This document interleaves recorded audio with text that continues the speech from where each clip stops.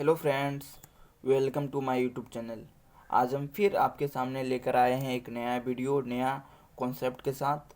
हम लोग पढ़ रहे थे differential and integral equation, paper 7 है और ये सेमेस्टर 2 का में आता है, ठीक है ना। चलिए हम लोग आज का टॉपिक जो वीडियोज का रहेगा मेरा वो रहेगा Leibniz rule of differentiation under integral equation, ठीक है ना। देखिए मैं ये जो पढ़ा रहा हूँ ये वाला ये टॉपिक और इस टॉपिक से रिलेटेड प्रॉब्लम मैं बताऊँगा।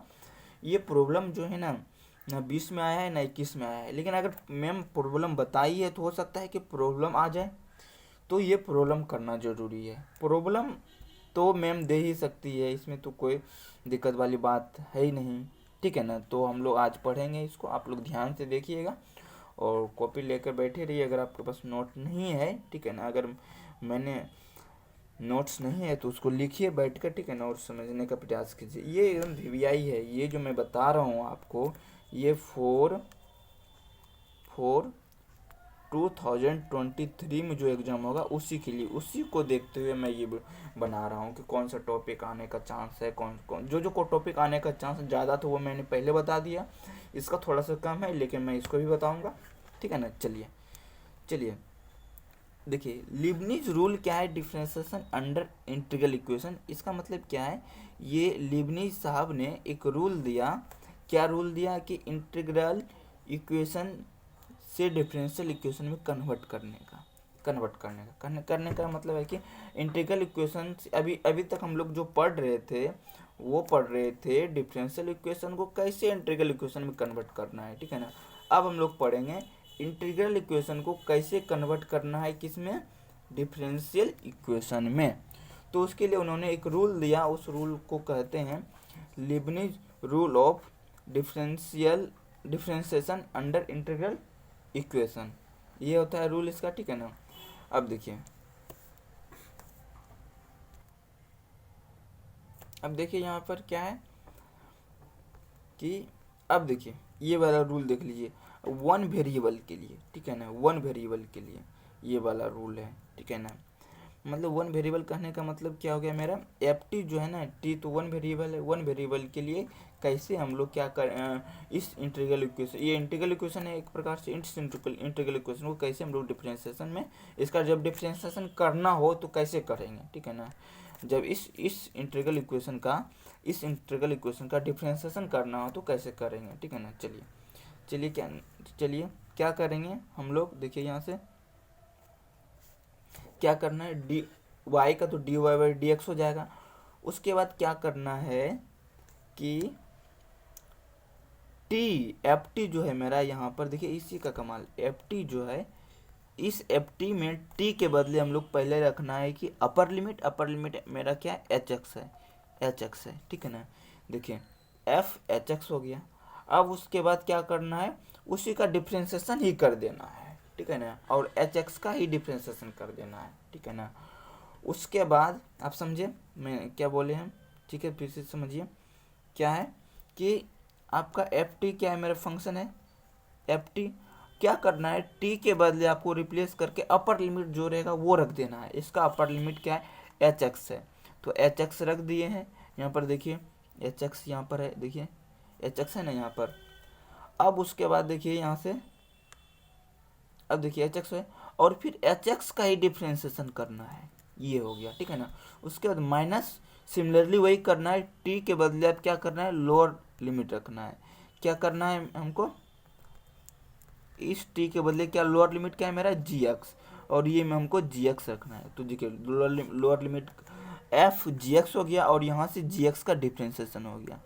क्या हो गया मेरा, जी एक्स का क्या हो गया मेरा, डिफ्रेंसिएशन हो गया, ठीक है ना। तो ये वाला रूल होता है क्या, जब मेरा वन वेरिएबल रहे तब हम लोग इसका जब हमको डिफ्रेंसिएशन करना हो, इसका डिफ्रेंसिएशन करना हो तो ये वाला रूल होता है, ये आप लोग याद रखिएगा, ठीक है ना।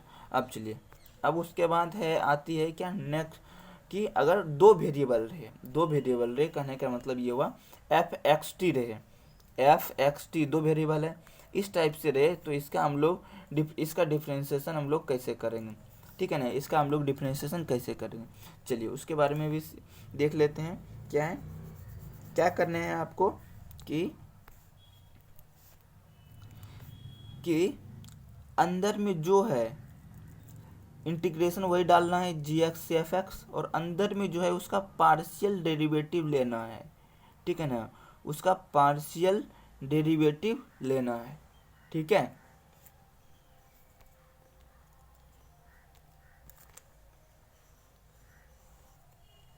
ठीक है, इसका पार्शियल डेरिवेटिव लेना है क्या, एक्स के रिस्पेक्ट में, और F x T D T लिख देना है, ठीक है ना।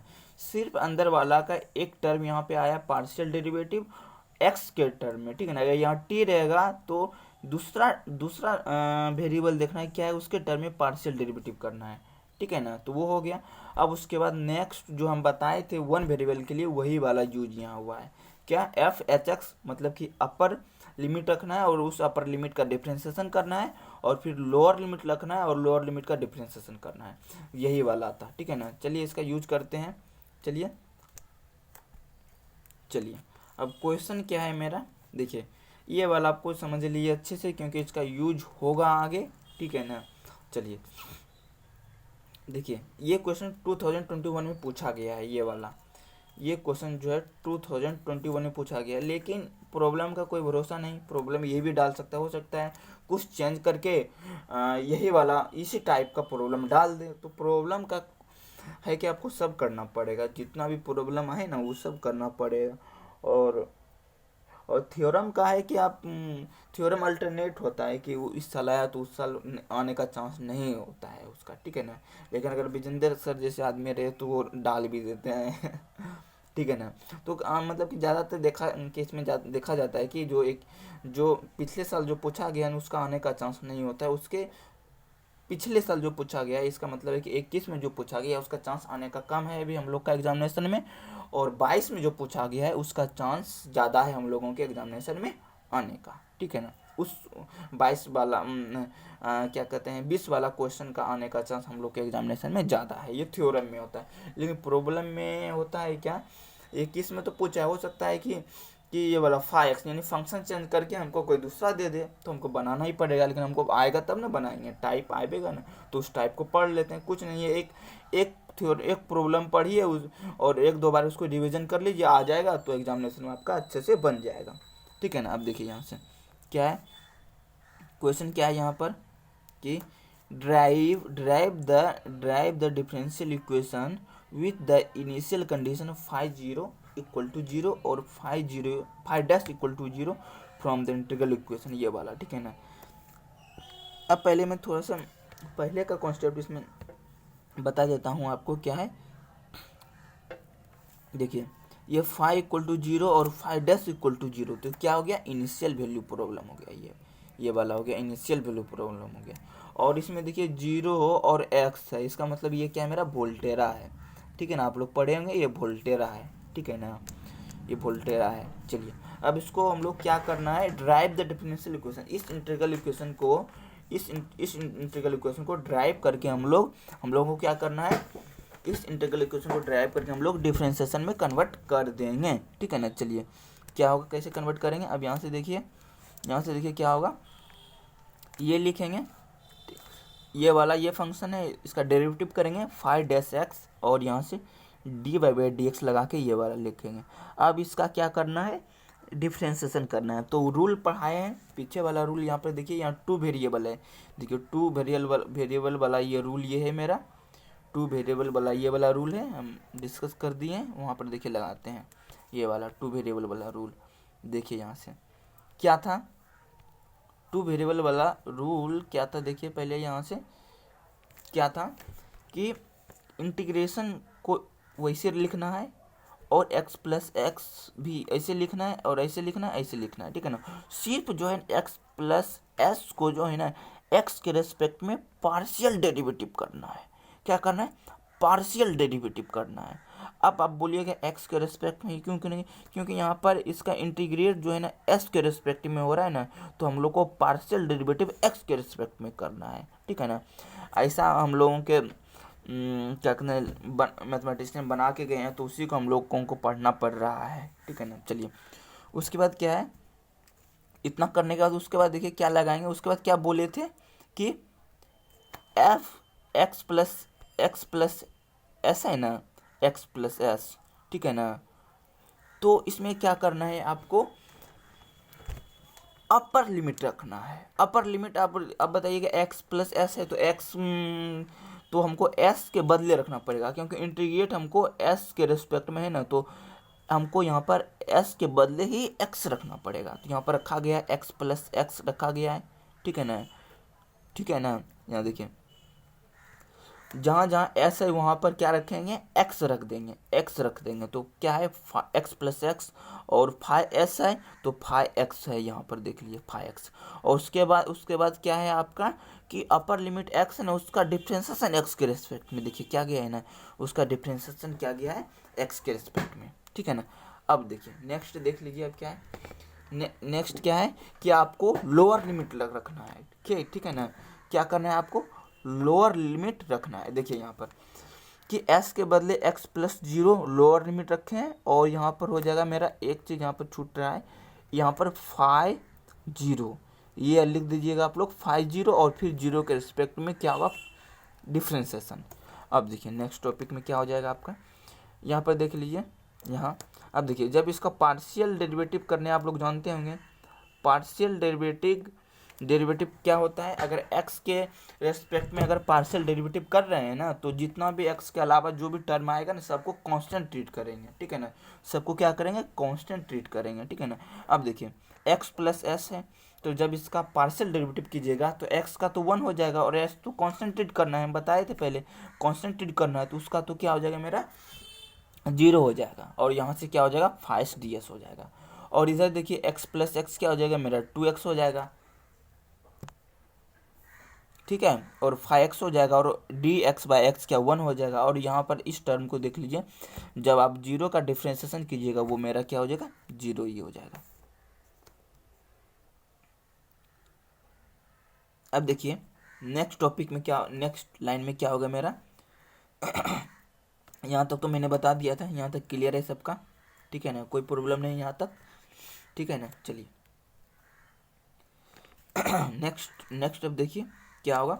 अभी यहाँ से देखिए क्या हो जाएगा मेरा 1 प्लस 0 क्या होगा, 1 हो जाएगा, तो क्या हो जाएगा 0 से x 5x ds हो जाएगा, और यहाँ हो जाएगा 2x 5x हो जाएगा, ठीक 5x हो जाएगा, ठीक है ना।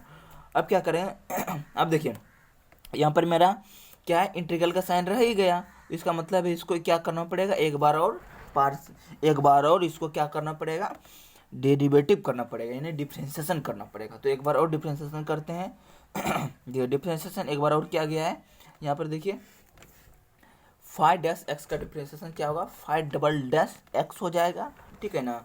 और उसके बाद यहाँ पर हो जाएगा मेरा यहाँ पर हो जाएगा, देखिए अब देखिए, अब इसमें अगर लिबनिज रूल लगाइएगा इसमें, तो ये 1 वेरिएबल है, तो 1 वेरिएबल वाला लिबनिज रूल लगाइएगा। उसमें क्या था, यहाँ पर देखिए s है, s के बदले देखिए यहाँ पर क्या है मेरा 5s है, देखिए s है। अब s के बदले पहले लिखना है कि लोअर लिमिट, सॉरी s के बदले अपर लिमिट, इसमें अपर लिमिट क्या है मेरा x है, तो 5x लिखे हैं, देखिए 5x लिखा गया है। उसके बाद क्या है, आपको अपर लिमिट के रिस्पेक्ट में डिफ्रेंसिएशन करना है, देखिए लिखा गया है ना यहाँ पर अपर लिमिट के रिस्पेक्ट में डिफ्रेंसिएशन। अब देखिए अब ये 5s के बदले लोअर लिमिट रखना है, s के बदले लोअर लिमिट रखना है। लोअर लिमिट क्या है मेरा 0 है 0 है ना, तो 5 रख दिए हैं, और फिर 0 के रिस्पेक्ट में क्या है मेरा पार्शियल, सॉरी 0 के रिस्पेक्ट में मेरा डिफ्रेंसिएशन कर दिए, तो 0 ही जाएगा, इसका कोई माय बाप नहीं है, आगे जाके 0 ही हो जाएगा ये सब, ठीक है ना। अब देखिए यहाँ पर अब क्या है मेरा, यहाँ पर देखिए जब इसमें आप डिफ्रेंसिएशन लगाइएगा तो u इंटू वी वाला फॉर्मूला आएगा, तो u इंटू वी वाला फॉर्मूला ये समझ लीजिए, पहला को कुछ नहीं करना है, दूसरा का डिफ्रेंसिएशन, फिर दूसरा को कुछ नहीं करना है, पहला का डिफ्रेंसिएशन, ठीक है ना, 1 हो गया। अब यहाँ से देखिए नेक्स्ट स्टेप में क्या है, नेक्स्ट स्टेप में क्या होगा 5-x होगा, और यहाँ से 5x और dx बाई dx क्या होगा 1 हो जाएगा, तो कोई दिक्कत वाली बात नहीं है, ये तो 0 हो जाएगा, 0 लिख दिए। और यहाँ से जब 2 से मल्टीप्लाई करेंगे तो 2x 5-x प्लस 2 5x हो जाएगा यहाँ पर देखिए।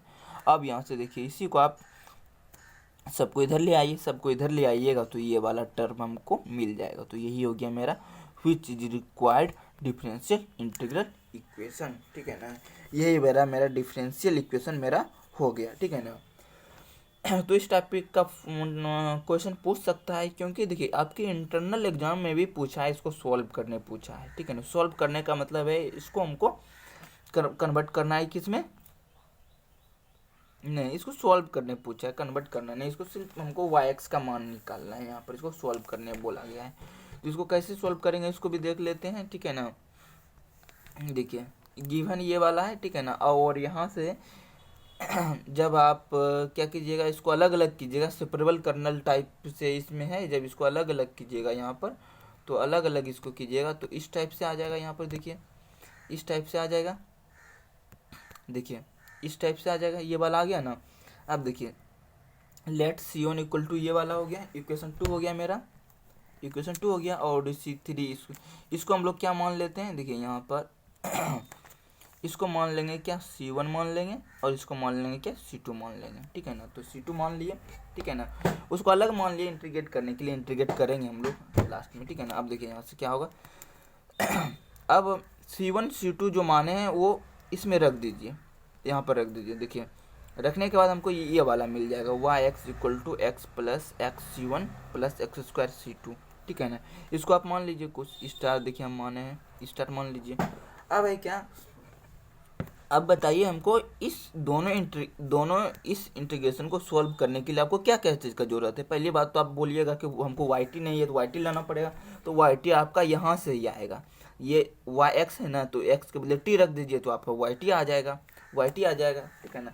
तो y(t) आ जाएगा, y(t) देखिए मेरा निकल गया है y(t) देखिए मेरा यहाँ पर निकल गया है, y(t) निकला हुआ है ना y(t) मेरा।